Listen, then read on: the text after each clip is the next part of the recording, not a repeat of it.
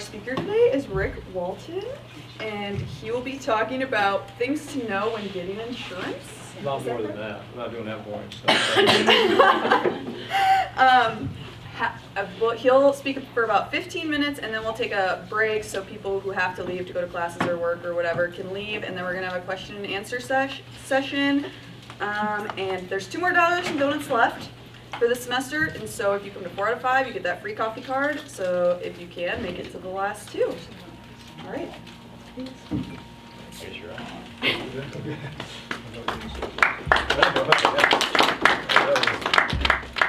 Okay. I'm not really here to talk much about insurance, other than, it's a great profession. It's a great profession. There's so many different things that you can do in this profession. I mean, I'm going to talk about life, because you guys aren't living in reality right now, and I want you guys to realize that. If I could go back to college tomorrow, I'd go back. I'd go back and I'll tell you right now. And not that I don't love my life right now, and don't like what I do, and all the things I get to be involved in, but you live in such an incredible time right now. I mean, you come to this beautiful university, it stands for great things. I mean, when I used to go to college, and I went into the cafeteria, I didn't have stations over here for tacos and stations over here for pizza and hamburgers. I had either you take that or you take that and get out of here, type of thing. So it's amazing how this stuff. I even got a coffee place up there like that. What the heck is going on up there? Don't get out of college. That's all I can tell you. Stay as long as you can. Extend it. That's right. Mistake I made. I got 4 years. I should have stayed 6 years. And so whatever you do, it's the best advice I can give you. Slow it down. No, it's a great time of life, but it isn't reality. I mean, it really isn't reality. And so I just want to talk to you just a little bit about insurance real quick, just to, what do you want to be when you grow up? I mean, first off, don't grow up. Don't ever grow up. I always think that I'm not growing up. I'm very immature. I hope I'll always be that way. And that makes life kind of fun, and it makes life kind of interesting, and hopefully you always look at life, and you always look at people, and before you make judgments, before you do anything in life, you walk in their shoes. And I've always tried to do that, and at the same time, put a smile on your face. And one thing I just want to tell you as I jump around here is that, if you don't know somebody cares, they don't know you care. You walk into my office, I have 60-some people I employ there, so involved about 3 other companies that have 300 people. And if I don't think you care, then you probably went down about 40% on the scale of possibly getting hired out there. I want to see somebody that's got that smile on their face and some enthusiasm and wants to get engaged. And probably the number one thing you look at when you look at people that are coming to be employed by you, or whatever it happens to be in life, is you look at their attitude.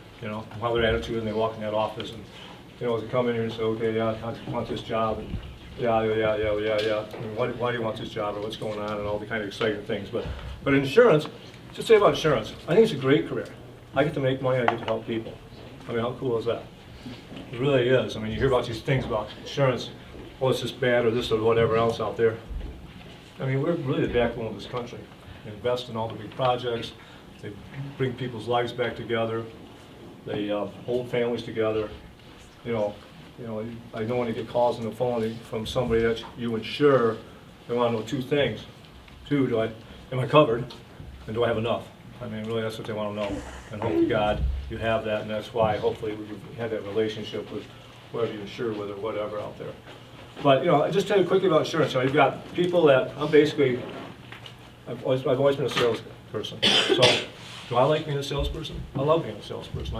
I've met more people through my sales end of it, just by walking into a company or on a personal basis, on a personal lines basis, or whatever.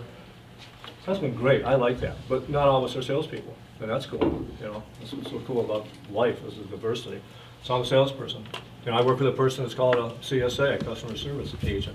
At the same time, she also handles the whole account. It's a fairly complicated job. Somewhat as a rewarding job. I think it is. I think she enjoys it, and everything else out there. I mean, there's that portion. There's people out there that are in loss control. Loss control is kind of a cool thing.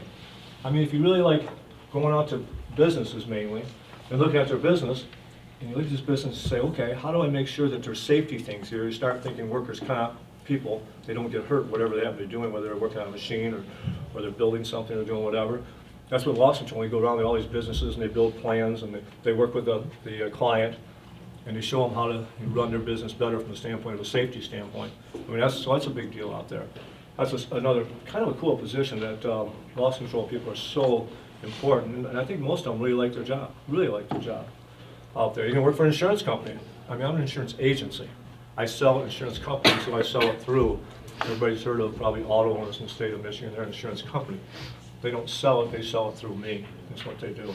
But they're the company. You can be an underwriter there. I was an underwriter at one time. Underwriter means you sit at your desk there, a whole bunch of other people. And I enjoyed being an underwriter because it was kind of a camaraderie thing. We did everything, go play basketball together, to go out on weekends, to do whatever out there. It was kind of cool. And something comes into you, look at it, do I want to insure it? How much do I want to insure it for? And that's what an underwriter does. And there's all kinds of jobs within the insurance company that you could do. Claims people.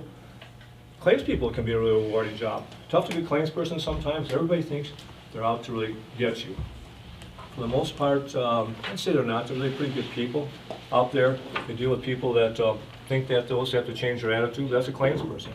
So in the state of Michigan, actually, if you go in the insurance business overall, I can pretty much almost guarantee you'll be able to find a job somewhere. You'll find a job somewhere. There's a lot of demand for underwriters, a lot of demand in insurance companies, a lot of demand in offices for customer service reps. So there's lots of possibilities out there. It all depends on what you want to do. I mean, again, what I want to do when I grew up, I really didn't know. I thought I wanted to be this attorney. I thought, well, I'll be a cool attorney. That really sounds cool, and that'd really be cool and everything else. I used to, this will really date me, back when Perry Mason was on TV, and but he was a courtroom guy, and I thought being in a courtroom would be cool. Most attorneys nowadays aren't in courtrooms. You know, they're looking on a computer now, looking at old cases, doing whatever, talking about whatever. So thank God I wasn't an attorney. You know, I wouldn't want to look through all the legal contracts like that thick, and to me that'd be really boring. I mean, insurance is a lot of contracts too, but it's not quite like that by any means. So, I mean, it's an incredible opportunity if that's what you want. I mean, again, I don't know how many people really here know what they want to be when they grow up, when you get out of here. I mean, how many people do you really know? You do? You guys all, you kind of do? I was going to say, yeah, we all kind of do maybe. You really know what do you want to do? I want to be a mom. That's a cool thing. That's the hardest job there ever was, because if I had to be a mom, I don't think I could be, but if I had to be a mom and stay home with my kids, and I love my kids more than that's when I found out what love is all about when I held that first baby, trust me.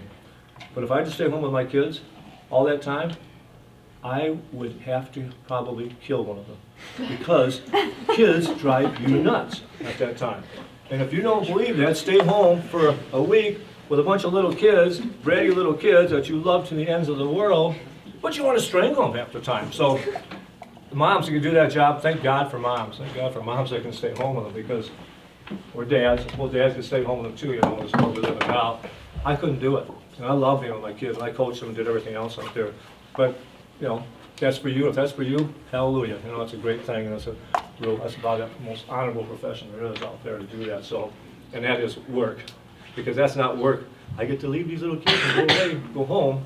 No, you is home, so you aren't going anywhere. But they're the most rewarding thing in your life, so it's beyond great. There's no question about it. So, you know, you're going out in this world. Some of you know what you want to do, some of you don't know what you want to do. I remember getting out of college at the time, and I'm sitting around with a lot of my buddies, who I still keep in contact with, about 8 of them to this day.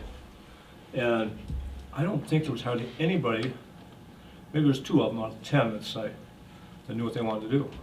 And the other ones found different jobs, and probably most of them changed jobs once or twice. And fortunately, they found something they really liked. And I'm going to tell you the 2 most successful things, some of those things you have to do in your life to be happy and to be successful. I'm not going to tell you right now, remind me at the end, see if you remember. I'm going to tell you, all you got to do is 2 things in life to have a good life. Only need 2. I mean, you got to start with God. Those other 2 things, as a given.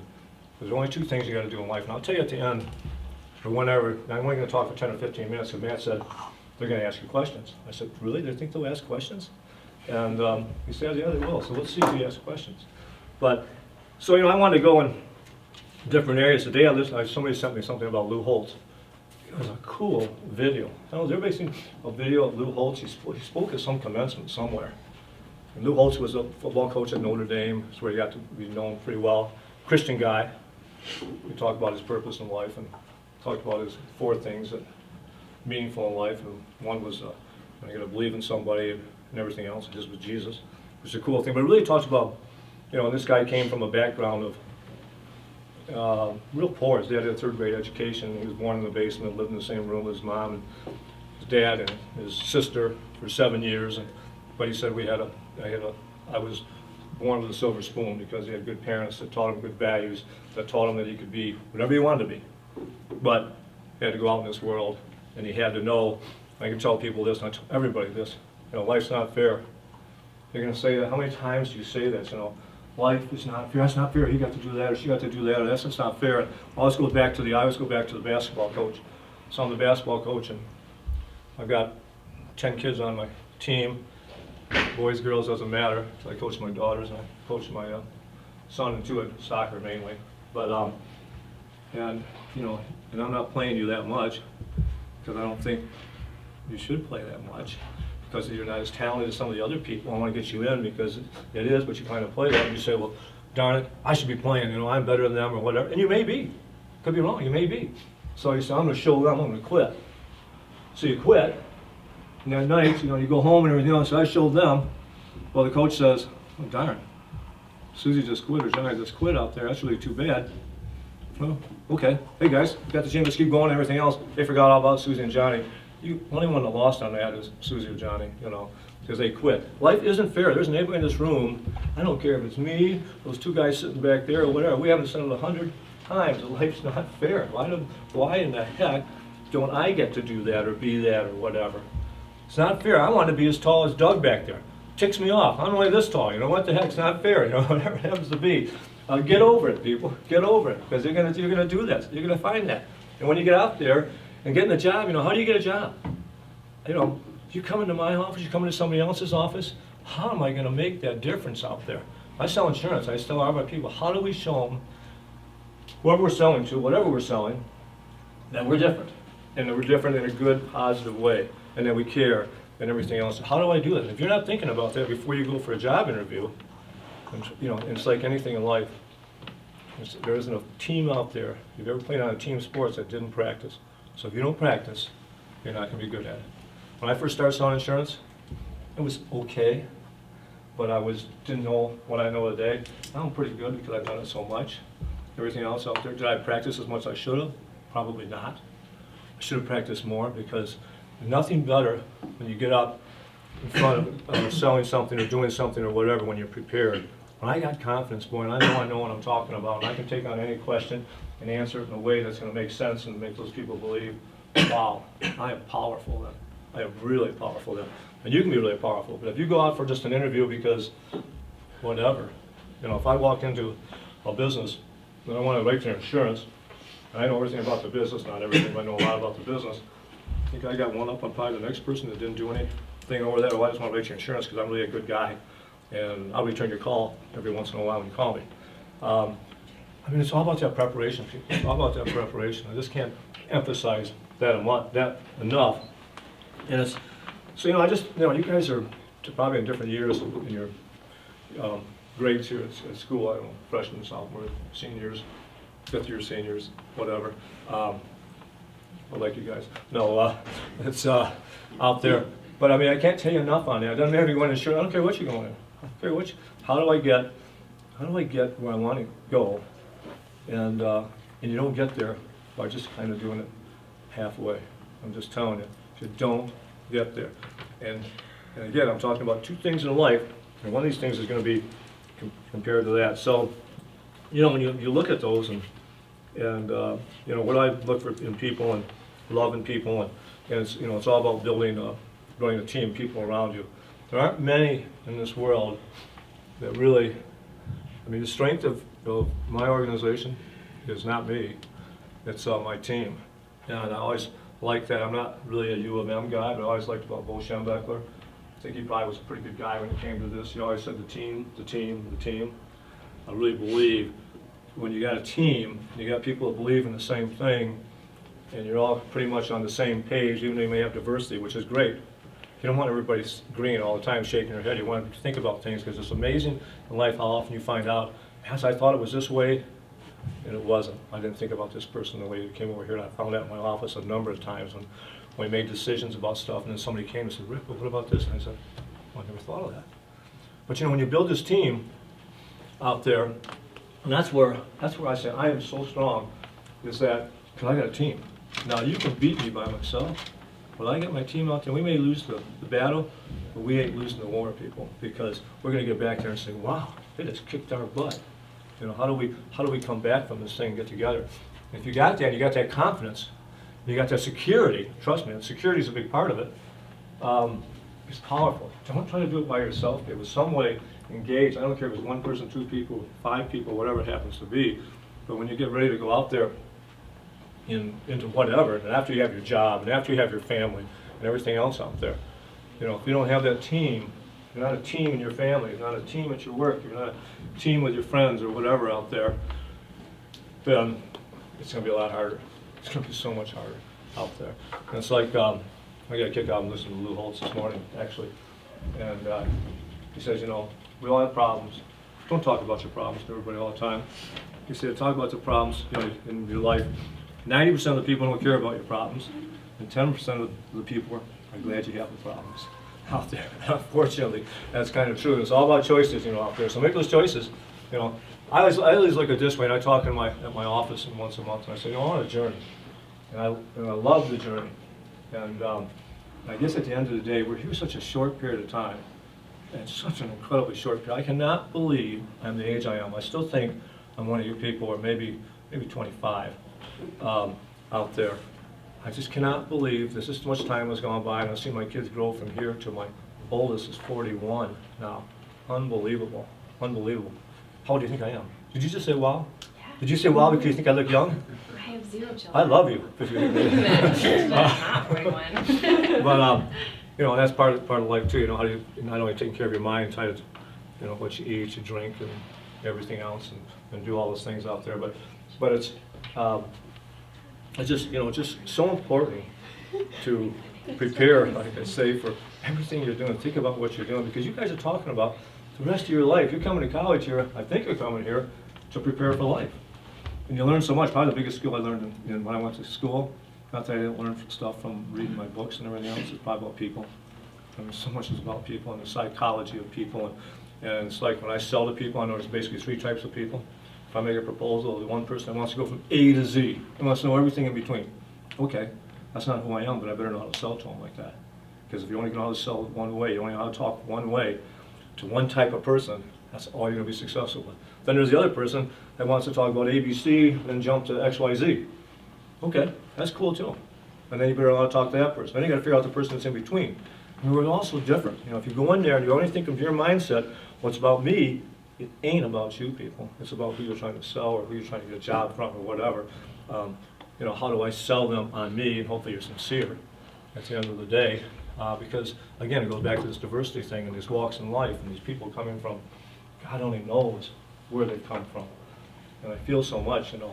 And then living with, you know, such a purpose. You know, I think we got this work life, which, man, is so important, because how many awake hours do you spend at work? How many awake hours do you think about work? How many awake hours are you going to work?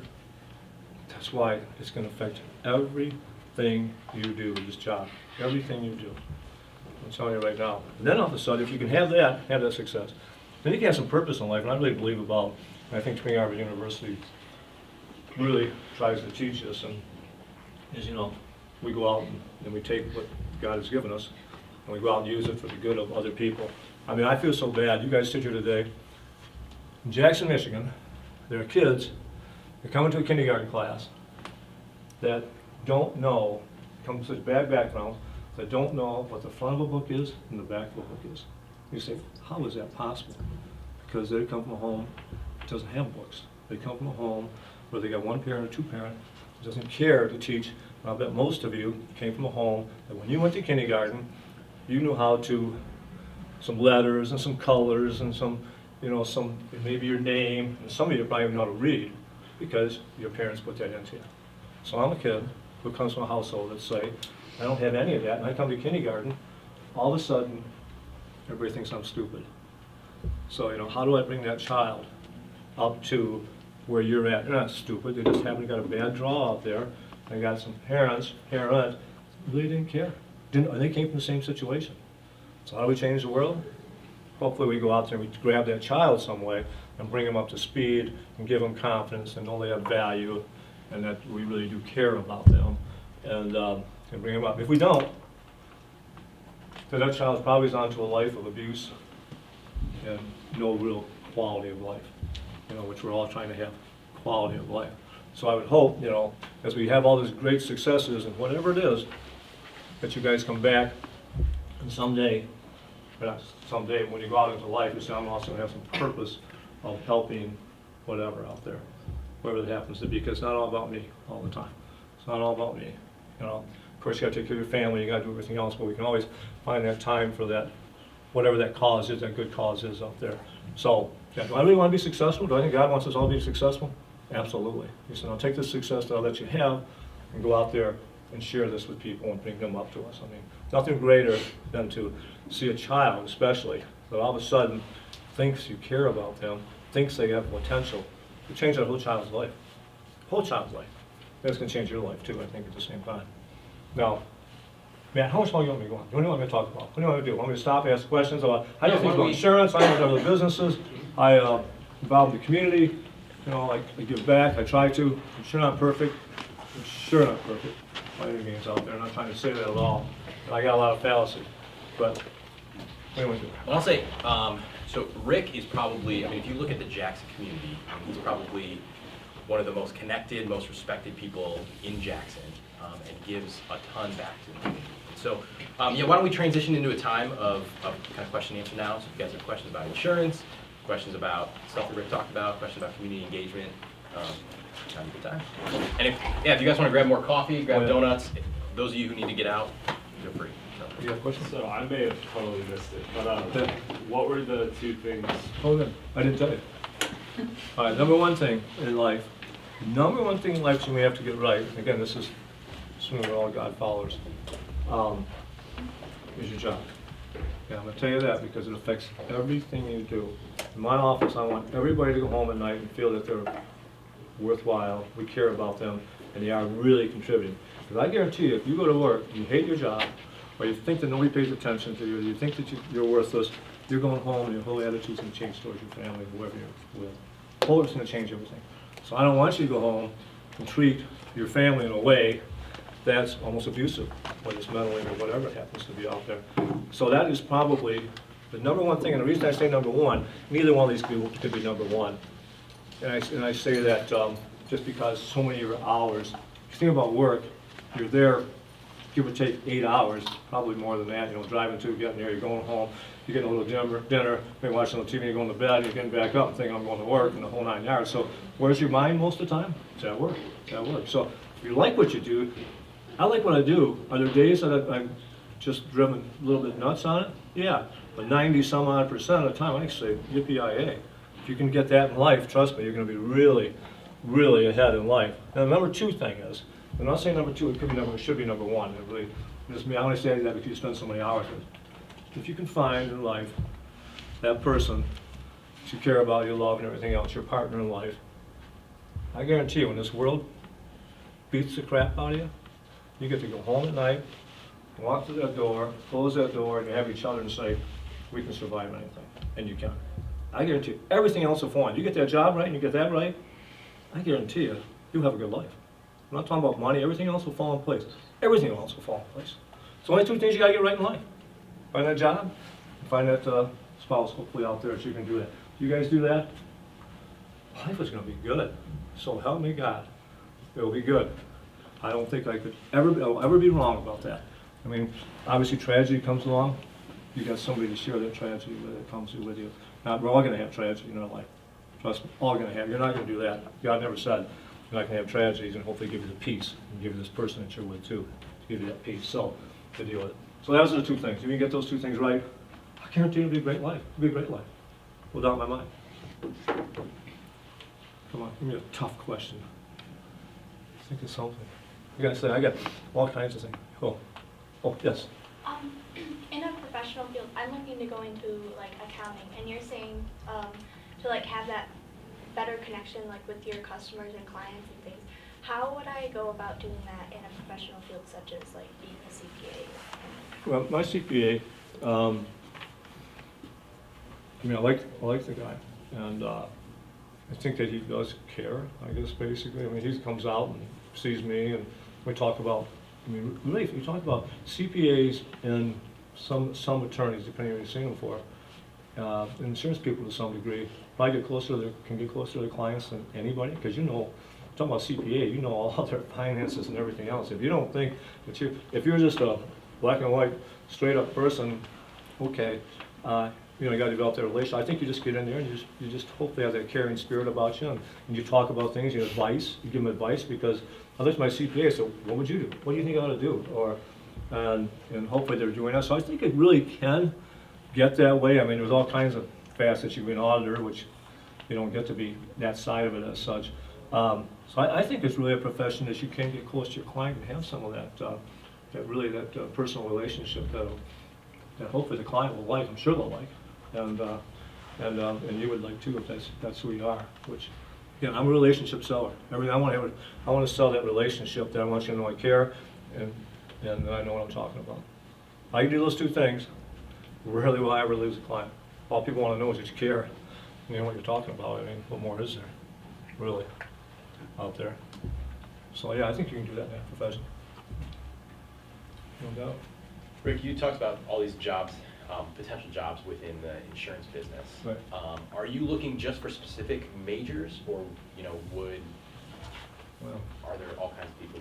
I think you could. I mean, my assistant, I know her IQ is higher than mine, and she is so important to me. She makes my job so much easier. She didn't go to college, number one, but she can pick up on anything like that, and she's got a service attitude about her that takes care of people. So you don't have to get into that. You're not going to, just because. I mean, I guess if I'm hiring somebody and coming out of school with an insurance major, I came out with you could call it insurance or financial major or whatever. So I really know anything about insurance? Not much. I'll tell you that right now. I worked for an insurance company for a while. That's where I learned most of my insurance knowledge, got most of my insurance knowledge from that. So no, you don't have to. I mean, I say right now that people are hiring for, I don't care what job you're hiring for. And I talk about this with a lot of other business people. We're hiring attitude. We want attitude. People want to be part of the team. And if we get somebody who walks to that room and comes in and talks to us about whatever, and we can walk out there and say, wow, I really like this person. They seem to have a great attitude. It seems like they want to be part of the team, and they would be a good contributor. I don't think they really care what else you know. And you've got half a brain that you can learn. I'd tell you right now, I would bet 9 out of 10 you're going to beat somebody else out there unless it's a rocket scientist. Okay, if you're a rocket scientist, you're probably going to know all that stuff too. No, but I think that's basically most of what we'd all look for. No doubt in my mind. No doubt in my mind. So, what other really tough questions to tell you? I'm going to put you on the spot. Okay. If students here, if they wanted to give $1 million to an organization, Right. from an insurance perspective, what would be the easiest way for them to do that? From an insurance perspective, meaning that, well, you can all, depends on when you want to get it. Want to buy life insurance? At your age, you can buy life insurance for nothing, almost. I mean, it's like, it's just to talk about that. It's a good question. The life insurance industry, most of us probably only need a term type policy, and I say a term policy is, you talk about this whole life, they talk about, there's all kinds of other names now for it. You can go out there and you can buy, and I'm not going to say it's a bad, you're going to get your money back someday, but for the most part, the biggest asset you're going to have in your life is going to be your home and your needs for your family. And it probably takes in about 30 years, let's just say, pay off your house, kids grow up, whatever else out there.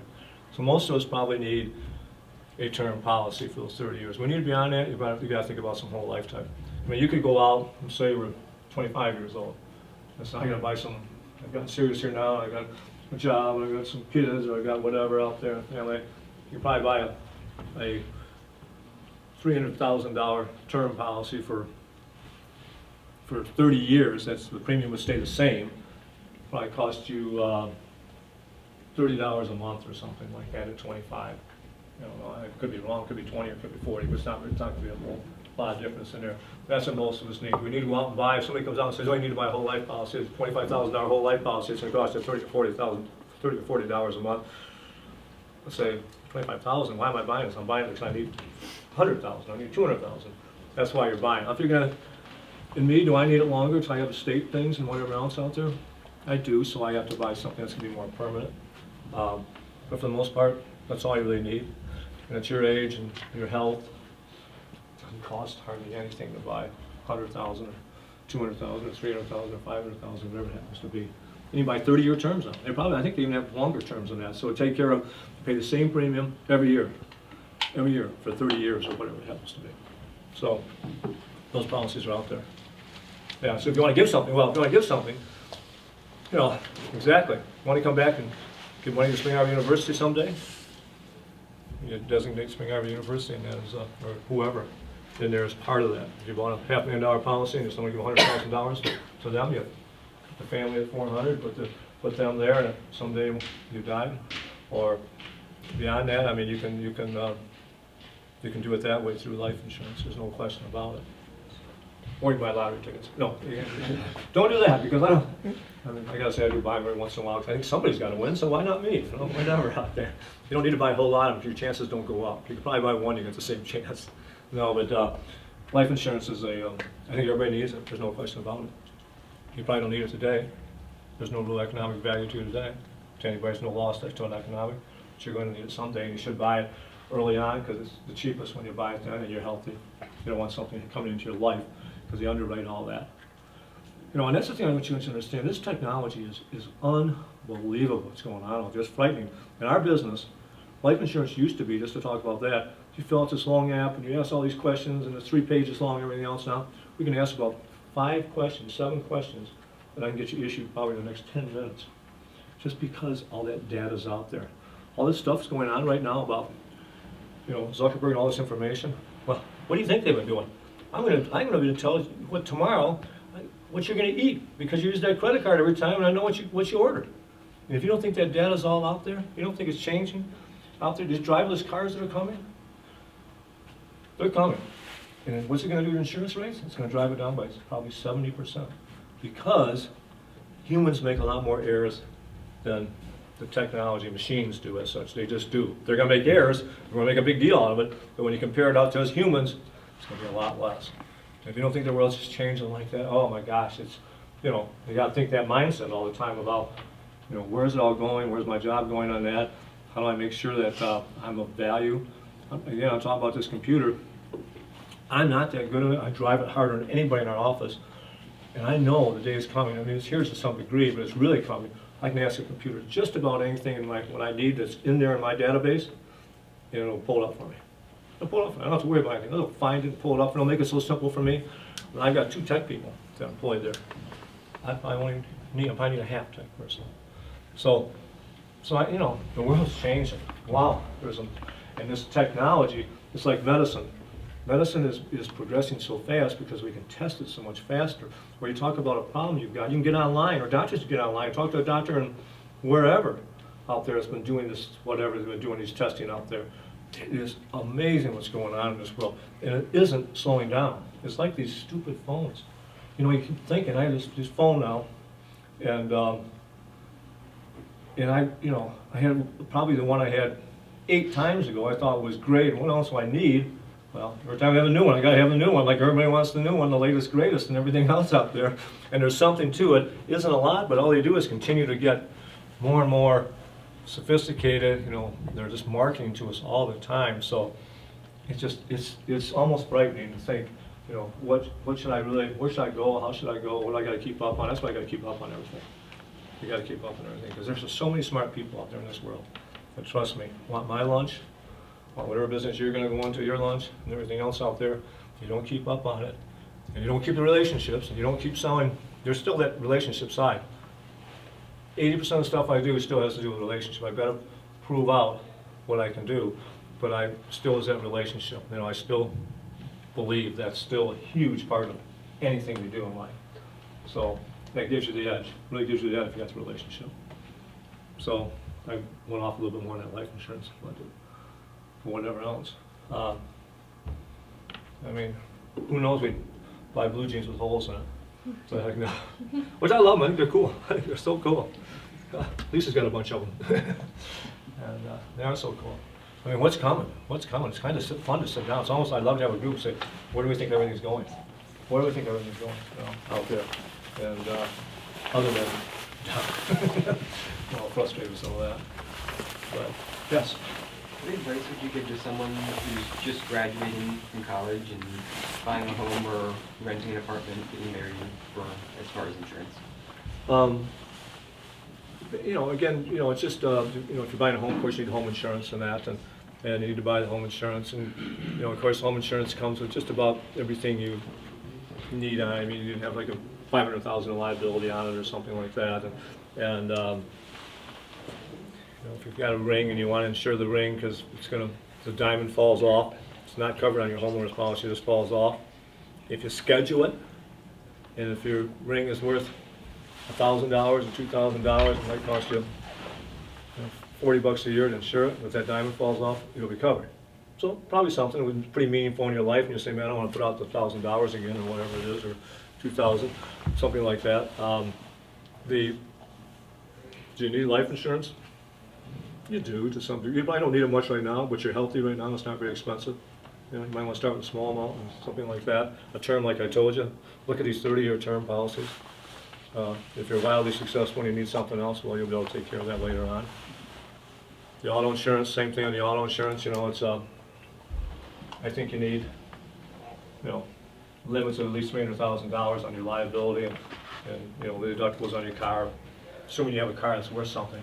It's not worth anything. Don't insure it for physical damage because it's not worth paying anything. We're not going to pay you much anyway as it is. If you got a $1,500 car, I wouldn't put physical damage on a $2,000 car. I really think about that because I'm probably charging you more than it's, you know, if you did have an accident, sure, we'll give you $1,500 or $2,000, but the $300 you paid for, it's not really usually a very good investment. The insurance on that, you probably wouldn't buy it. But just you know, it's pretty. Maybe some basic life insurance and renter's insurance if you rent. Renter's insurance is extremely inexpensive.